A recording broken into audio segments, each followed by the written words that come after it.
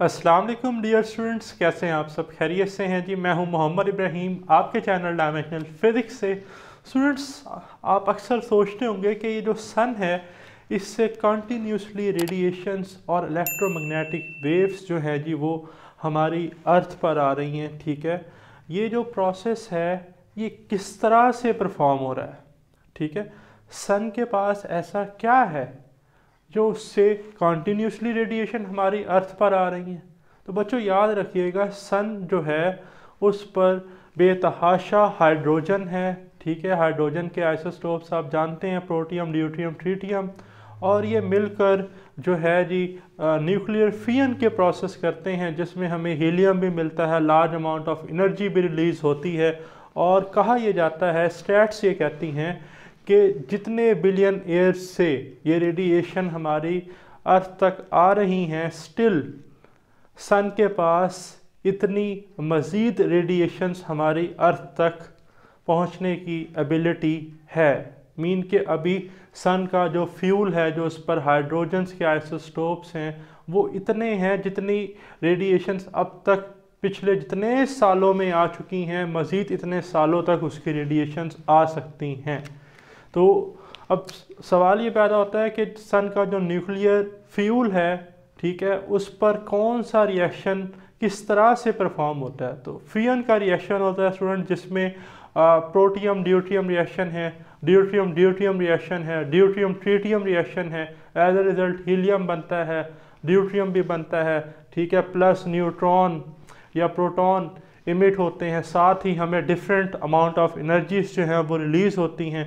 और ये एक कॉन्टीन्यूस प्रोसेस है और ये सन की सरफेस पर होता जा रहा है, जिसकी वजह से सन से रेडिएशंस जो हैं वो हमारी अर्थ तक आ रही हैं। तो अब आप समझ गए होंगे कि टॉपिक का नाम क्या है जी, फियन रिएक्शन। अब स्टूडेंट, फियन रिएक्शन को स्टार्ट करने से पहले ज़रा अपने माइंड में रिकॉल करें binding energy curve per nucleon versus mass number. Student, हमने पढ़ा था कि आयरन जो है जी वो मोर स्टेबल न्यूक्लियाई है, मोर स्टेबल एलिमेंट है। रीज़न क्या थी कि भाई वो बाइंडिंग एनर्जी कर्व के बिल्कुल सेंटर मिड में आता है और उसकी पीक आती है। सबसे हाईएस्ट वैल्यू जो है बाइंडिंग एनर्जी पर न्यूक्लियन की वो आयरन की है। तो फिशन में हमने पढ़ा कि बड़े न्यूक्लियाई की एक कोशिश होती थी कि वो टूट कर दो मिडल साइज न्यूक्लियाई बनाए और आयरन के करीब करीब पहुँचे। आयरन जो है वो उनका आइडियल था। लेकिन इसी तरह स्टूडेंट, जो छोटे न्यूक्लियाई होते हैं, ठीक है, लाइक प्रोटियम, ड्यूटियम, इनकी भी एक ख्वाहिश होती है कि ये आपस में मर्ज होके आयरन के करीब करीब पहुँचे। ठीक है, स्टेबल होने की कोशिश करें, स्टेबिलिटी गेन करें। तो ये आपस में फ्यूज़ होते हैं, मर्ज होते हैं।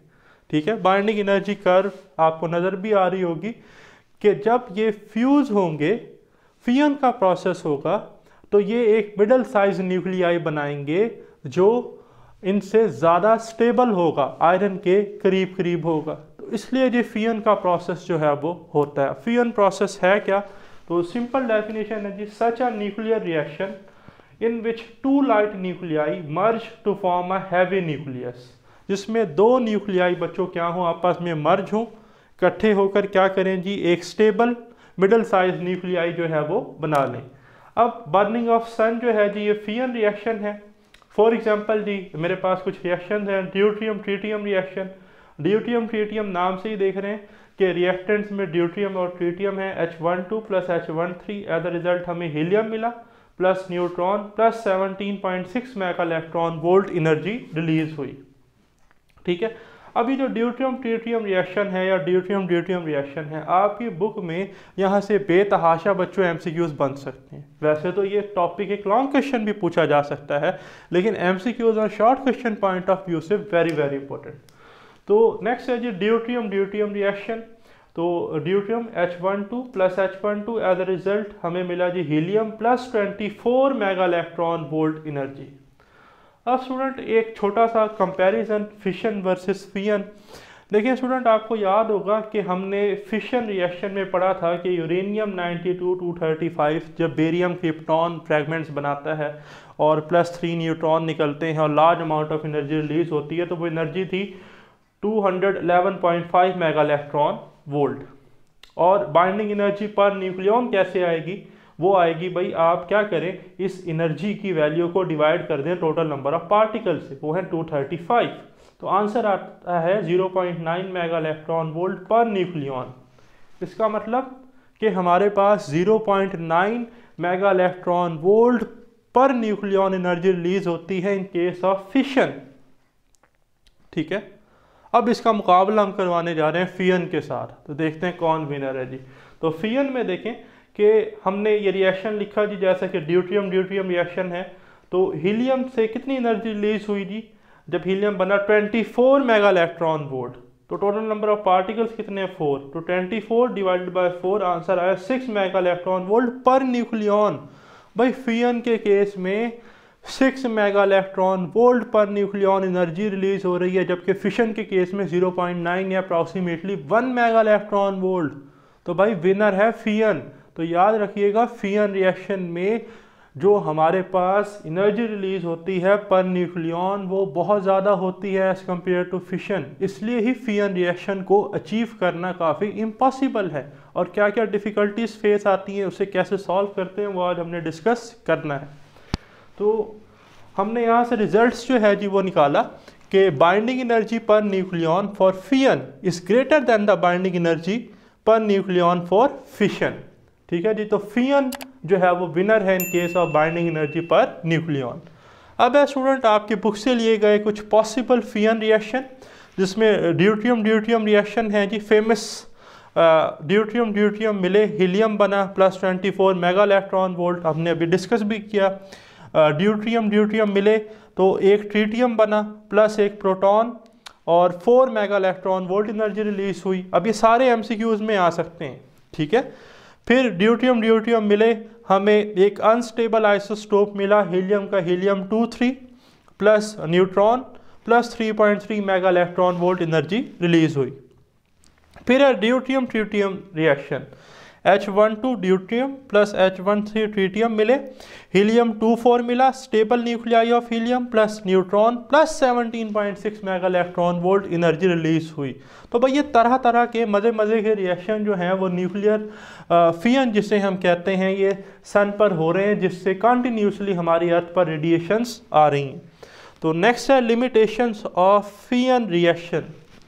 अब इसकी लिमिटेशंस क्या हैं, इसकी रिस्ट्रिक्शंस क्या हैं। तो student it is very difficult to achieve nuclear fusion. Reason क्या है कि भाई प्रोटॉन प्रोटॉन के दरमियान में रिपल्सिवनेस होती है बहुत ज़्यादा, तो ये रिपल्सिवनेस को ओवरकम करने के लिए हमें तो large amount of energy required है या वेरी हाई टेम्परेचर रिक्वायर्ड है। ठीक है, तो ये डिफ़िकल्टीज़ हैं।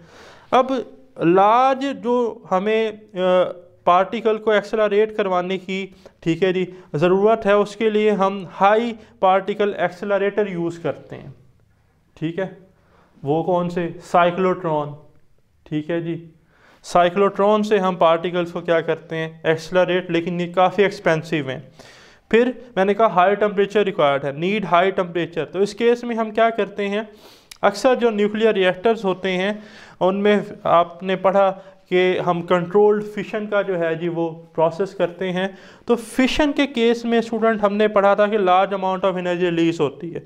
तो in fission reaction up to 10 million kelvin, ठीक है, ये टेम्परेचर जो है वो परफॉर्म होता है। तो फिशन के साथ ही, न्यूक्लियर रिएक्टर्स के साथ ही हम फियन का भी जो प्रोसेस है वो परफॉर्म करते हैं, ताकि फिशन वाली एनर्जी यूटिलाइज हो जाए फियन एनर्जी में। ठीक है, बिल्ट इन मैकेनिज्म हम उसमें रखते हैं। तो नेक्स्ट है स्टूडेंट रिएक्शन इन द सन। तो स्टूडेंट ये रहा जी सन, और याद रखिएगा सन पर जो मेन रिएक्शन होता है वो होता है जी PP chain reaction, proton proton chain reaction.